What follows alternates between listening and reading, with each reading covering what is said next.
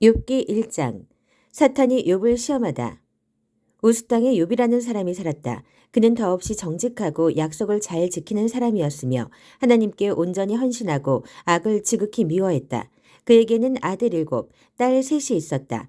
그는 엄청난 부자여서 양이 7,000마리, 낙타가 3,000마리, 겨릿소가 500쌍, 암나귀가 500마리나 되었고 종들도 어마어마하게 많아 동방에서 가장 영향력이 컸다.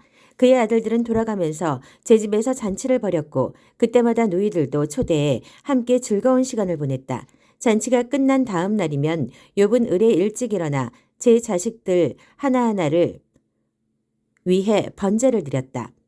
어쩌면 저 아이들 중 하나가 마음속으로 하나님을 거역하는 죄를 지었을지도 모른다고 생각했기 때문이다.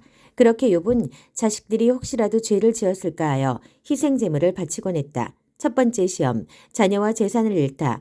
어느 날 천사들이 하나님께 보고하러 왔을 때 고발자 사탄도 함께 왔다.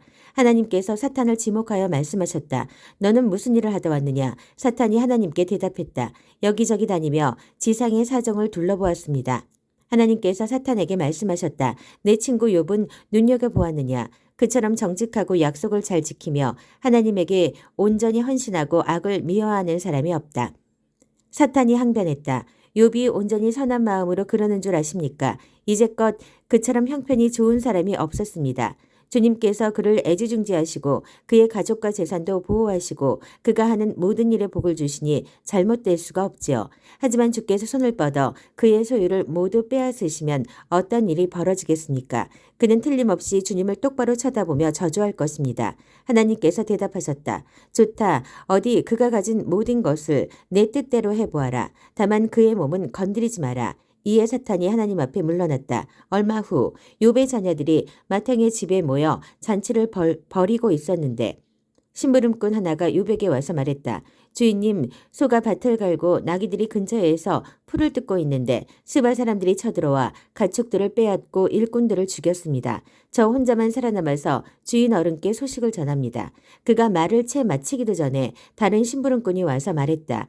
여러 차례 번개가 치더니 양떼와 목동들을 바싹 태워버렸습니다. 저 혼자만 살아남아서 주인 어른께 소식을 전합니다.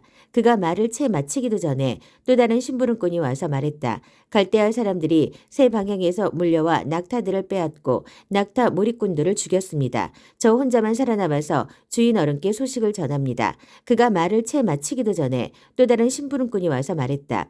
주인 어른의 자제분들이 큰 아드님 댁에서 잔치를 벌이고 있는데 사막에서 폭풍이 불어닥쳐 그 집을 내리쳤습니다. 집이 무너져 내려 자제분들이 모두 죽었습니다. 저 혼자만 살아남아서 주인 어른께 소식을 전합니다.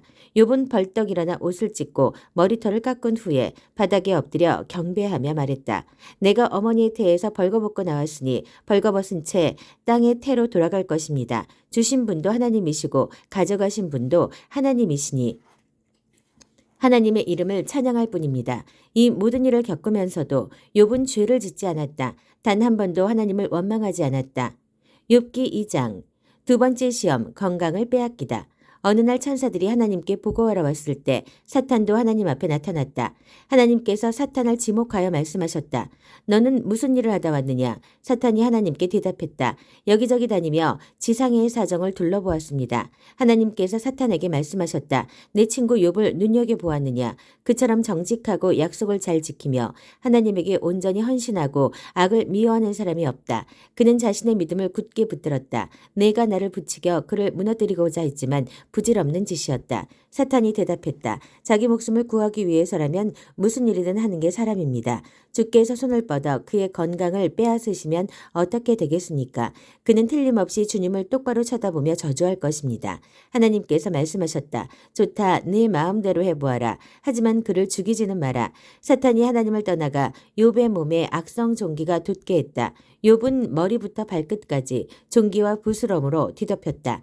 상처로 인해 미칠 듯 가려웠고 고름이 줄줄 흘러내렸다. 그는 질그릇 조각으로 자기 몸을 벅벅 긁고 제가 깔린 쓰레기 더미에 가서 앉았다. 그의 아내가 말했다. 아직도 그 잘난 고결함을 지키겠다는 거예요? 차라리 하나님을 저주하고 죽어버려요. 욥이 아내에게 말했다. 당신은 생각 없는 바보처럼 말하는구려.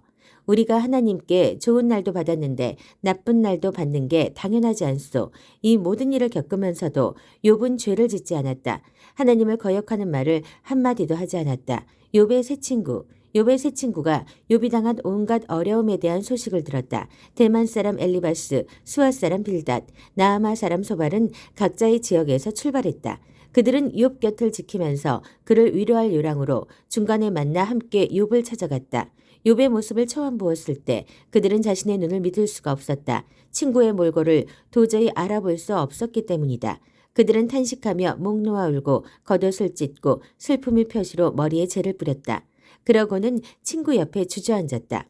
그들은 욥의 곁에 앉아 7일 밤낮을 한마디도 하지 않았다. 그의 고난이 얼마나 극심한지, 그의 심정이 얼마나 처참할지 알 수 있었기 때문이다. 욥기 3장. 욥이 자신의 운명을 저주하다. 그러다 욥이 침묵을 깨뜨렸다. 그는 목소리를 높여 자신의 운명을 저주했다. 내가 태어난 나라 사라져라. 내가 잉태된 그 밤아 없어져 버려라. 우주 공간의 블랙홀처럼 되어버려라. 위에 계신 하나님이 그날을 잊어주셨으면, 그날을 책에서 지워버리셨으면, 내가 태어난 그날이 짙은 어둠 속에 묻히고 안개에 쌓였으면, 밤이 그날을 삼켜버렸다면, 내가 잉태된 밤 따위는 귀신이나 가져가라. 그날을 달력에서 찢어버려라. 연감에서 삭제해버려라. 오, 그날 밤이 아예 없어져 어떤 기쁨의 소리도 들리지 않았다면 저주에 능한 자들이 그날을 저주하여 바다 괴물 리워야단을 풀어버렸다면 새벽별들이 검은 수치로 변하고 아무리 기다려도 빛이 비추지 않고 동틀녘에 첫 햇살도 보지 못했다면 그러면 그날 내가 어머니의 태에서 나오지도 이 고통 많은 세상에서 살지도 않았으련만 어찌하여 나는 죽어서 나오지 않았으며 첫 숨이 마지막 숨이 되지 않았던가. 어찌하여 나를 안아주는 두 팔이 있었으며 내게 젖을 물린 가슴이 있었던가.